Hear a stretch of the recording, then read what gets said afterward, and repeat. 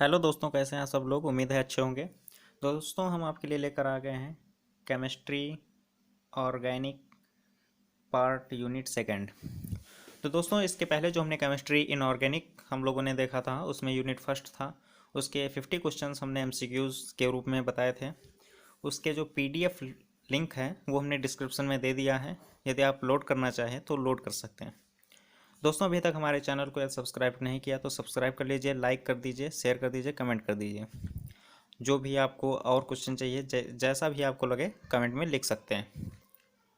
दोस्तों, जैसा कि इसमें केमिस्ट्री में इसमें 50 के ऊपर हमने क्वेश्चंस दिए हैं। इसका पीडीएफ डिस्क्रिप्शन में मिल जाएगा। लोड करना चाहिए लोड कर सकते हैं। तो चलिए बिना किसी देरी के स्टार्ट करते हैं। चलो, लाइक के रूप में ग्लूकोज देते रहिए। चलिए, पहला क्वेश्चन है अवरक्त स्पेक्ट्रम कहलाता है। दोस्तों, पहला क्वेश्चन है अवरक्त स्पेक्ट्रम कहलाता है। घूर्णन बैंड स्पेक्ट्रा, ये स्पेक्ट्रोस्कोपी का क्वेश्चन है। अवरक्त स्पेक्ट्रम कहलाता है घूर्णन बैंड स्पेक्ट्रा। क्वेश्चन नंबर 2, वर्णोत्कर्षी विस्थापन को यह भी कहते हैं। वर्णोत्कर्षी विस्थापन को यह भी कहते हैं, क्या कहते हैं? लाल विस्थापन। वर्णोत्कर्षी विस्थापन को यह भी कहते हैं लाल विस्थापन। क्वेश्चन नंबर 3, निम्न में से क्रोमोफोर समूह नहीं है। कौन सा क्रोमोफोर समूह नहीं है? कार्बोक्सिल। कार्बोक्सिल जो है ये क्रोमोफोर समूह नहीं है। क्वेश्चन नंबर 4 है पराबैंगनी विकिरण की परास होती है। पराबैंगनी विकिरण की परास कितनी होती है? 10 से 4 नैनोमीटर। 10 से 400 नैनोमीटर, सॉरी 10 से 400 नैनोमीटर किसकी विकिरण परास होती है? पराबैंगनी किरणों की, यूवी अल्ट्रावायलेट। क्वेश्चन नंबर 5 जो है निम्नलिखित में से सबसे अधिक लेम्डा मैक्सिमम किसका होगा? किसका होगा? 1,3,5 हेक्सा ट्राइइन। 1,3,5 हेक्सा ट्राइइन। क्वेश्चन नंबर 6, पराबैंगनी स्पेक्ट्रम इस क्षेत्र में होता है। पराबैंगनी स्पेक्ट्रम जो होता है इस क्षेत्र में होता है 400 से 6000 एंगस्ट्रॉम के बीच। पराबैंगनी स्पेक्ट्रम किस क्षेत्र तक होता है, मतलब सीमित रहता है 400 से 6000 एंगस्ट्रॉम। क्वेश्चन नंबर 7, संतृप्त हाइड्रोकार्बन में कौन सा इलेक्ट्रॉनिक ऊर्जा संक्रमण होता है? बहुत सारे इलेक्ट्रॉनिक ऊर्जा संक्रमण आपको बताए होंगे, शायद 5 हैं। संतृप्त हाइड्रोकार्बन में कौन सा इलेक्ट्रॉनिक ऊर्जा संक्रमण होता है? सिग्मा से सिग्मा डैश। क्वेश्चन नंबर 8 होता है ग्लिसरॉल है। ग्लिसरॉल है, ग्लिसरॉल क्या है? Try hydric alcohol. आपने इसका सूत्र तो पढ़ा ही होगा। ग्लिसरॉल है try hydric alcohol, CH2S CHOS CH2OH, जिसमें मोनोहाइड्रिक, डाईहाइड्रिक, ट्राईहाइड्रिक। डाईहाइड्रिक में आपका ग्लाइकॉल है, ट्राईहाइड्रिक में एल्कोहल है, ग्लिसरॉल। क्वेश्चन नंबर 9 है एथिलीन ऑक्साइड की ग्रिग्नॉल्ड रिजेंट से क्रिया कराने पर प्राप्त होता है पी एल्कोहल।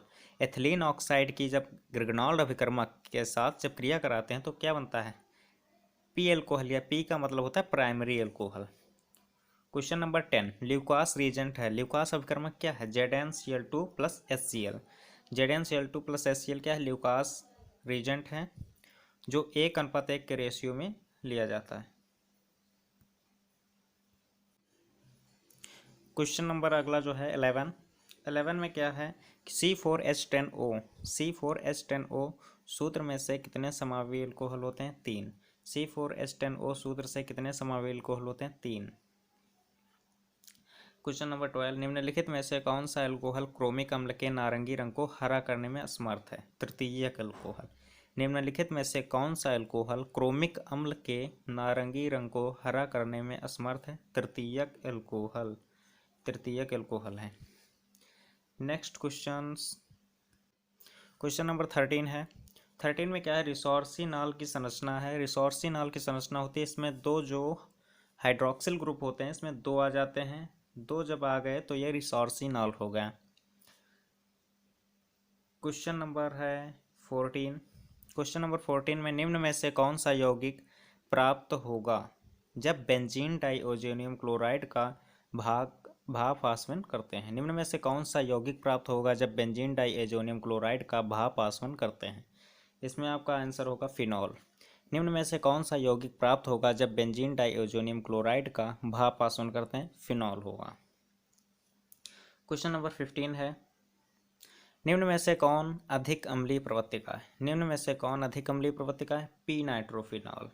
निम्न में से कौन अधिक अम्लीय प्रवृत्ति का है? P nitrophenol. क्वेश्चन नंबर 16 में क्या है?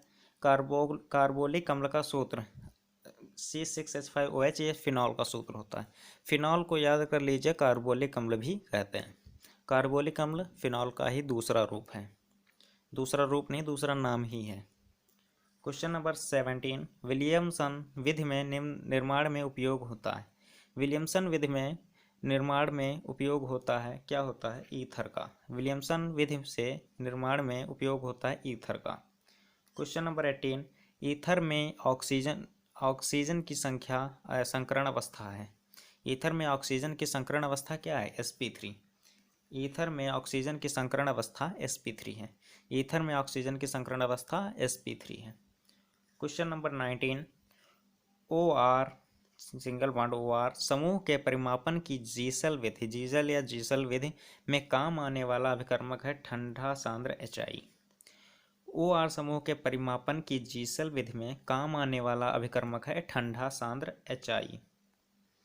क्वेश्चन नंबर 20 है, क्वेश्चन नंबर 20 है, यूरोट्रोपिन है। यूरोट्रोपिन है हेक्सामेथिलीन टेट्रामीन। यूरोट्रोपिन क्या है? Hexamethylene tetrammine. क्वेश्चन नंबर 21 है, एल्डोल संघनन किसके द्वारा होता है? एल्डोल संघनन किसके द्वारा होता है? CH3CO C2H5, CH3CO C2H5 के द्वारा। क्वेश्चन नंबर 22, मेथिलीन ट्राइफेनिल फास्फोरेन की बेंजल्डिहाइड से अभिक्रिया द्वारा प्राप्त होता है। मेथिलीन ट्राइफेनिल फास्फोरेन की बेंजल्डिहाइड से अभिक्रिया द्वारा प्राप्त होता है स्टायरीन। मेथिल ट्राइफेनिल फास्फोरेन की बेंजल्डिहाइड से अभिक्रिया द्वारा प्राप्त होता है स्टायरीन। कैल्शियम एसीटेट को तेज गर्म करने पर प्राप्त होता है।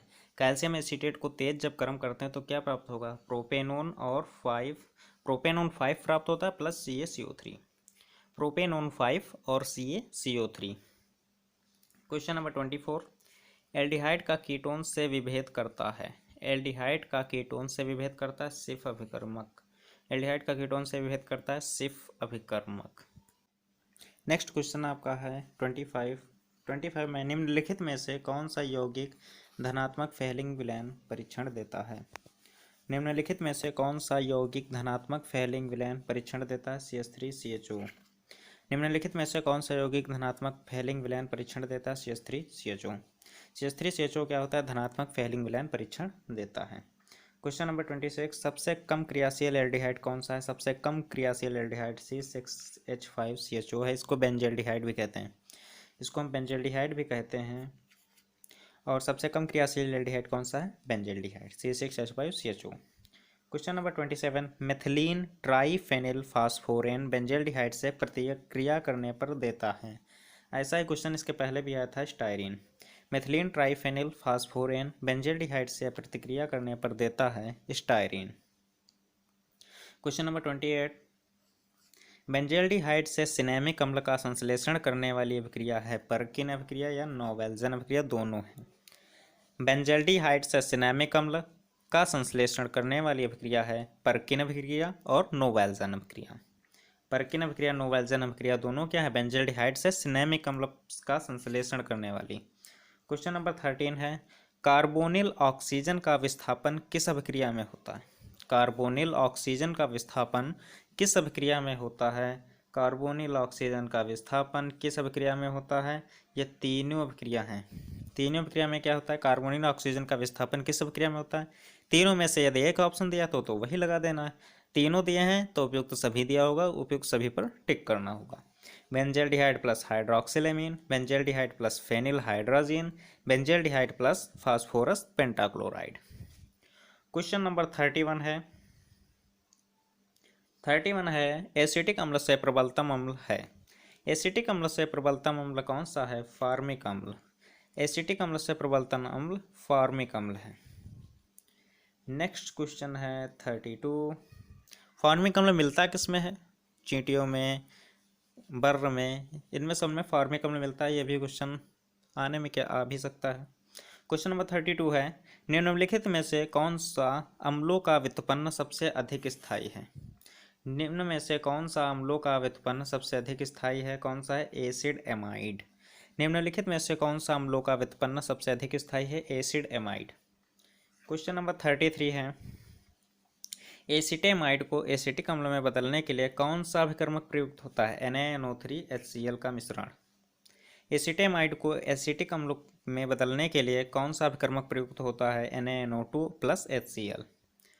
क्वेश्चन नंबर 34 है, फॉर्मिक अम्ल में एवं एसिटिक अम्ल को सुगमता से विभेदित कर सकते हैं।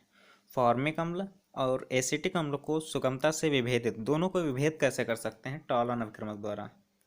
टॉलन अभिकर्मक द्वारा इसको विभेद कर सकते हैं। टॉलन अभिकर्मक आपका Ag2 होता है। फॉर्मिक अम्ल एवं एसिटिक अम्ल को सुगमता से विभेदित करने के लिए जो अभिकर्मक प्रयुक्त होता है वो होता है टॉलन अभिकर्मक। क्वेश्चन नंबर 35 में क्या होता है? एक मिनट। 35 में होता है, अम्ल के अल्फा हाइड्रोजन परमाणु का प्रतिस्थापन क्लोरीन से होने की क्रिया को किस नाम से जाना जाता है? अम्ल के अल्फा हाइड्रोजन परमाणु का प्रतिस्थापन क्लोरीन से होने की क्रिया को किस नाम से जाना जाता है? हेल वोहार्ड जोलंस्की अभिक्रिया। हेल वोहलार्ड जोलंस्की अभिक्रिया अल्फा के हाइड्रोजन परमाणु का प्रतिस्थापन क्लोरीन से होने की क्रिया को इसी के नाम से जाना जाता है। अल्फा हाइड्रोजन परमाणु का जो विस्थापन प्रतिस्थापन होता है क्लोरीन से होता है, तो उसी क्रिया का नाम है हेल वोहलार्ड जोलंस्की अभिक्रिया।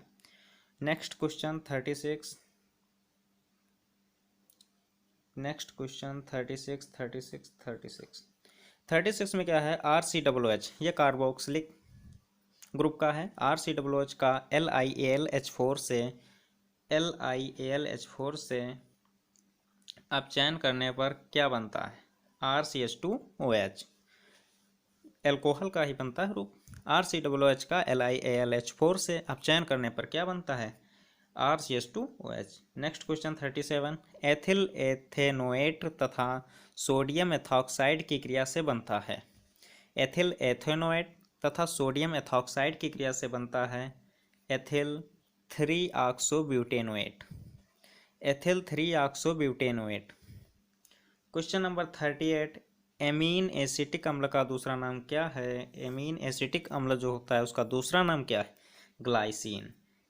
एमीन एसिटिक अम्ल का दूसरा नाम ग्लाइसिन है। एमीन एसिटिक अम्ल ग्लाइसिन। और उसके पहले जो आया था फिनॉल का दूसरा नाम carbolic acid. Question number 39, maleic अम्ल को क्षारीय केमेनोफोर द्वारा ऑक्सीकरण करने पर प्राप्त होता है। मैलेइक अम्ल को क्षारीय केमेनोफोर द्वारा ऑक्सीकरण करने पर प्राप्त होता है मेसोटार्ट्रिक अम्ल प्राप्त होता है।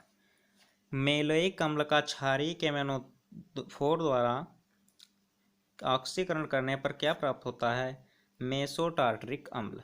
क्वेश्चन नंबर 40 है, निम्नलिखित डाई कार्बोक्सिलिक अम्लों में प्रबलतम अम्ल है। डाई कार्बोक्सिलिक अम्ल जो है उसमें प्रबलतम अम्ल कौन सा है? ऑक्सेनिक अम्ल। ऑक्सेनिक अम्ल क्या है? कार्बोक्सिलिक अम्ल। जो कार्बोक्सिलिक के जितने भी अम्ल हैं उसमें सबसे प्रबलतम अम्ल कौन सा है? ऑक्सेनिक अम्ल।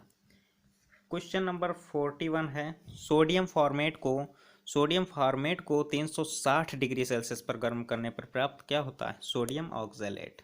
सोडियम ऑक्जेलेट प्राप्त होता है सोडियम फॉर्मेट को जब 360 डिग्री पर गर्म करने पर, जब गर्म करते हैं तो प्राप्त हो जाता है क्या? Sodium oxalate.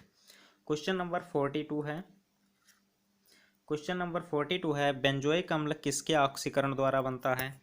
बेंजोइक अम्ल जो है किसके ऑक्सीकरण द्वारा बनता है?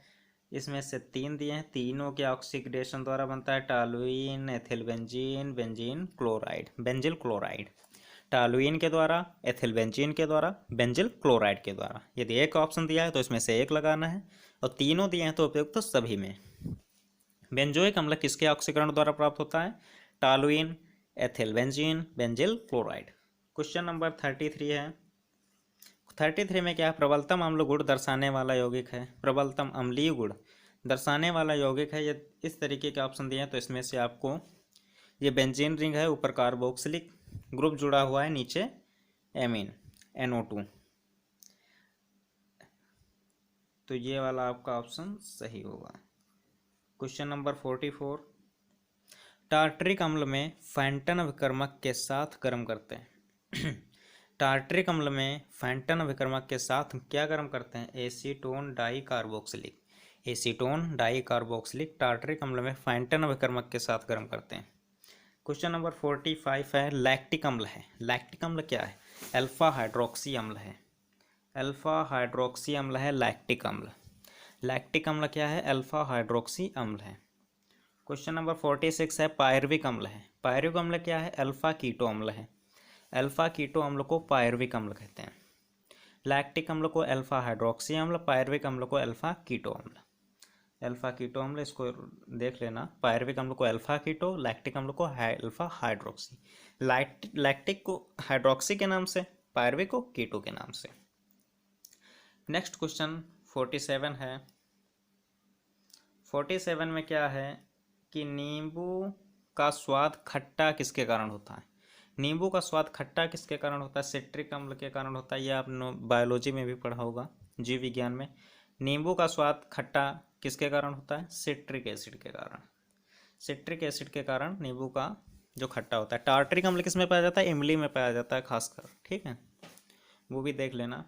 क्वेश्चन नंबर 48, बेकिंग पाउडर में किसका उपयोग होता है? बेकिंग पाउडर में किसका उपयोग होता है? टार्टरिक अम्ल का। बेकिंग पाउडर में टार्टरिक अम्ल का, जिसी का जिक्र कर रहे थे। टार्टरिक एसिड किस में पाया जाता है? इमली में। क्वेश्चन नंबर 50, सिट्रिक अम्ल को 150 डिग्री सेल्सियस पर गर्म करने पर कौन सा यौगिक प्राप्त होता है? एकोनिटिक अम्ल। सिट्रिक एसिड को जब 150 डिग्री टेम्परेचर पर गर्म कर देते हैं। क्वेश्चन नंबर 50 हो चुका है। सिट्रिक अम्ल को 150 डिग्री सेल्सियस गर्म करने पर एकोनिटिक अम्ल प्राप्त होता है। क्वेश्चन नंबर 51 अब आता है, एमाइड की ब्रोमीन एवं क्षार से अभिक्रिया करने पर किस नाम से पहचानी जाती है? एमाइड की जब ब्रोमीन और क्षार अभिक्रिया किस नाम से पहचानी जाती है? हाफमैन ब्रोमाइड निम्नीकरण। हाफमैन निम्नीकरण। हाफमैन निम्नीकरण। एमाइड की ब्रोमीन एवं क्षार से अभिक्रिया किस नाम से जानी जाती है? हाफमैन निम्नीकरण। क्वेश्चन नंबर 52, निम्न में से किस यौगिक का नाइट्रीकरण अतिशीघ्र हो जाता है? यौगिक दिए होंगे, किसका नाइट्रीकरण अतिशीघ्र हो जाता है? टॉल्यूइन का। टॉल्यूइन का जो नाइट्रीकरण होता है अतिशीघ्र हो जाता है। क्वेश्चन नंबर 53, पिक्रिक अम्ल एक पीले रंग का यौगिक है जिसका रासायनिक नाम है 2,4,6 ट्राइनाइट्रोफिनॉल। पिक्रिक अम्ल एक पीले रंग का यौगिक है जिसका रासायनिक नाम क्या है? 2,4,6 ट्राइनाइट्रोफिनॉल। पिक्रिक पीले रंग का यौगिक है जिसका रासायनिक नाम है 2,4,6 ट्राइनाइट्रोफिनॉल। क्वेश्चन नंबर 54 है, नाइट्रोबेंजीन सामान्यतः प्रयुक्त होता है। नाइट्रोबेंजीन जो होता है, बेंजीन रिंग होती है, ऊपर नाइट्रो ग्रुप जुड़ा होता है। नाइट्रोबेंजीन सामान्यतः यह प्रयुक्त होता है फर्शों की पॉलिश के निर्माण में। फर्श जो होती है उसकी पॉलिश के निर्माण में नाइट्रोबेंजीन का प्रयुक्त होता है सामान्यतः। क्वेश्चन नंबर 55 है, फिंगरप्रिंट तकनीक की परास कितनी होती है? फिंगरप्रिंट तकनीक की जो परास होती है कितनी होती है? 910 से 1300। फिंगरप्रिंट की तकनीक की परास 910 से 1300 होती है। तो दोस्तों इसमें 55 क्वेश्चंस हो गए हैं, और यदि आपका इसमें पीडीएफ चाहिए तो आप कमेंट बॉक्स में चैट सेक्शन में लिख सकते हैं, और हम आपको पीडीएफ डिस्क्रिप्शन बॉक्स में प्रोवाइड करा देंगे। तो गाइज चलिए, पेपरों के लिए बहुत बहुत बेस्ट ऑफ लक। तैयारी करते रहिए, पेपर 24 से है ना। ठीक गाइज, थैंक यू।